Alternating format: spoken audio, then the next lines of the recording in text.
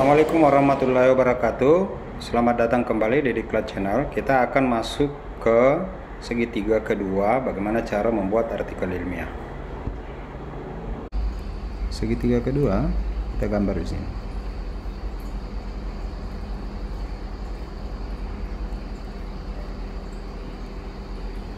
Oke. Nah, selanjutnya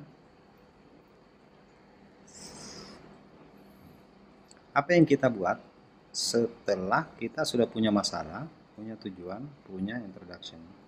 Yang kita lakukan adalah bagaimana cara rumusan masalah itu diselesaikan sehingga tujuan ini tercapai. Tentu kita harus menggunakan metode, harus memiliki latar belakang literatur review.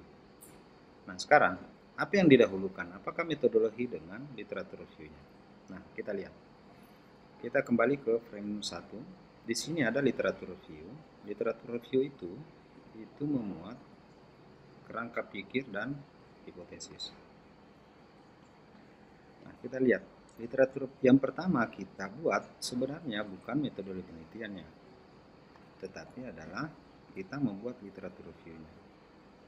Literatur review itu sesungguhnya adalah pembuktian bahwa masalah itu urgen dan menurut teori itu bisa diselesaikan. Jadi disinilah mengacu sifat rasional dari sebuah penelitian itu. Mengapa di introduction itu disebutkan bahwa di sini ada urgensi masalah, ada penelitian sebelumnya, ada fakta empiris dan teoritis, karena itu harus terbukti di sini. Kenapa bukan metodologi penelitian dulu? Karena di metodologi penelitian kita harus mendasarkan kerangka atau prosedur penelitian kita berdasarkan literatur review yang kita buat. Katakanlah satu variabel yang akan kita ukur tentu berdasarkan literatur review. Makanya ini. Nah, tadi kita di sini sudah ada paling tidak di sini di literatur review menguraikan variabel, menguraikan teori terkait dengan masalah. Ingat ya, masalah 1A. Masalah 1A, 1B, dan 1C.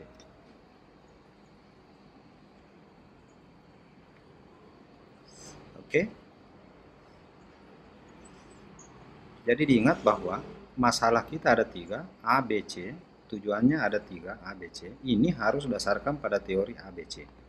Jadi kalau ada 3 pertanyaan atau 2 pertanyaan, maka literatur review juga paling tidak menjelaskan dua hal yang terkait dengan teori untuk memecahkan masalah yang kita rumuskan, termasuk di tujuan.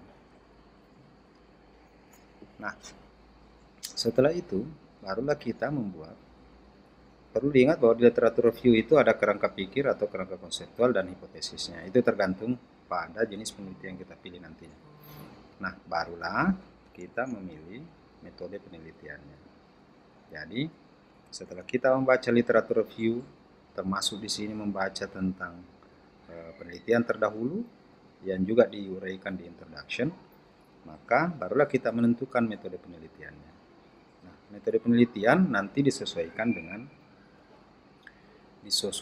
dengan jenis penelitian, apakah kualitatif atau kuantitatif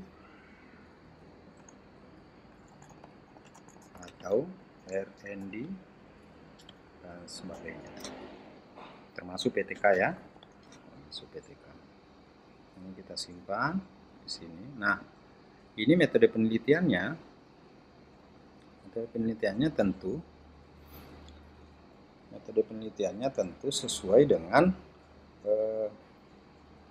jenis penelitian kita pilih. Kalau misalnya PTK, berarti biasanya PTK rumusan masalahnya 1, berarti tujuannya 1, berarti literatur reviewnya minimal 1. Katakanlah masalah kita penggunaan media, berarti tujuannya media sebagai treatment untuk meningkatkan pembelajaran. Maka literatur reviewnya terkait dengan peran media, esensi media dan peran media dalam dalam peningkatan kualitas pembelajaran. Nah, metodologinya karena kita menggunakan PTK tentu mulai dari prosedur, siklus, tahapan, dan seterusnya. Nah, itu standarnya saya kira. Nah, ini. Nah, nanti setelah itu barulah kita sampai pada result and discussion dan result and discussion. Ini kita tempatkan di sini. Nah, di result dan discussion ini di sini juga sebenarnya akan muncul kesimpulan. Jadi kesimpulan itu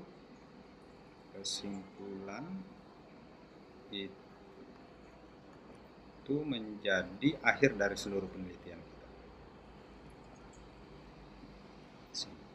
Conclusion. Mari kita lihat logikanya. Literature review sebenarnya harus disusun berdasarkan introduction dan masalah.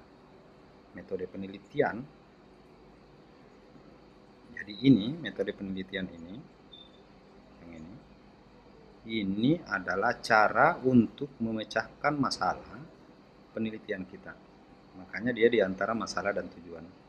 Karena masalah yang muncul, maka pemecahan masalah itu sebenarnya pencapaian tujuan penelitian. Untuk mencapai ini tentu menggunakan metode yang tepat. Nah, result dan discussion. Result dan discussion itu sebenarnya adalah diskusi tentang pencapaian tujuan penelitian kita. Di mana dia dikonsultasikan? Dia dikonsultasikan ke literature review.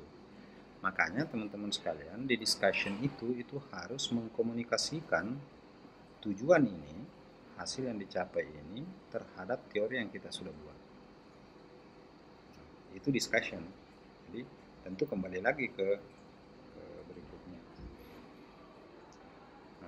Nah, sebenarnya introduction itu sudah gambaran antara apa yang mungkin menjadi result dari penelitian kita dan apa yang mungkin menjadi landasan teoritis. Begitu juga rumusan masalah ini. Rumusan masalah sesungguhnya dapat dipecahkan berdasarkan literatur review dan metode penelitian itu. Jadi semuanya saling terkait. Nah, kalau yang ini introduction, masalah, tujuan, yang kuning itu bab 1, maka ini adalah bab 2. Ini bab 2. Kemudian ini bab 3. Kemudian ini bab 4. Ini 5 terakhir.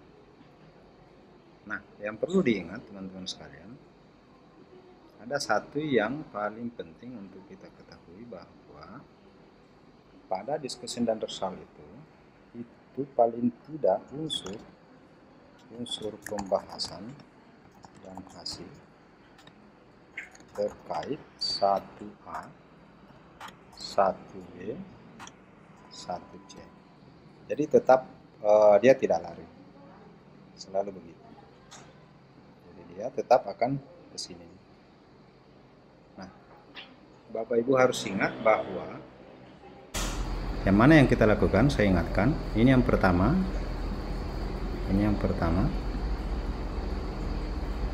kemudian kedua,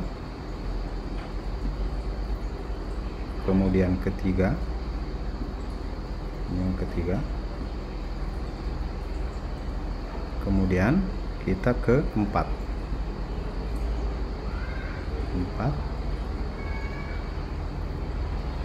kelima,